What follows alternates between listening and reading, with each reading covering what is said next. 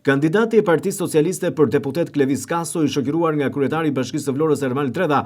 zhvilluan një takim me një grup banorësh të rajonit numër 5 të qytetit. Kryetari i Bashkisë Ermal Tredha, si ish banor i lagjes Lirim, ka falendëruar pjesëmarrësit në këtë takim për të mbështetur kandidaturën e mirë për Vlorën, siç tha ai, Klevis Kason, modelin e djalit qytetar, djalit të punës dhe bashkëpunëtorit të të ngushtë në projektin Vlora qyteti evropian i sportit. Qytete sportive brenda vitit 2024, gjë e cila përktheu edhe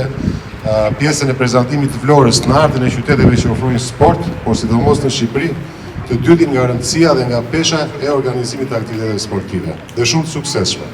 Kryetari i Bashkisë së Vlorës Ermal Tredha ka folur për ndryshimet, vëmendjen për këto lagje që nuk ka munguar asnjëherë për lirimin, duke kthyer kështu nga një lagje informale në një lagje të ndriçuar, të asfaltuar dhe të përfshirë në projekte. Ndërsa kandidati i Partisë Socialiste për deputet në qarkun e Vlorës Klevis Kaso, në thirrjen e tij për mbështetje, ka kërkuar nga banorët e lagjes Lirim vot besimin për të qenë kështu një shembull i gjallë për të vijuar vëmendjen për këto lagje, që në fakt nuk ka munguar as në këto vite. Kaso premtoi banorëve të Lirimit se do të jetë një ndër zërat e fuqishëm në Parlamentin shqiptar, duke mbrojtur interesin e komunitetit dhe për të bërë të mundur realizimin e punëve sa më të mira.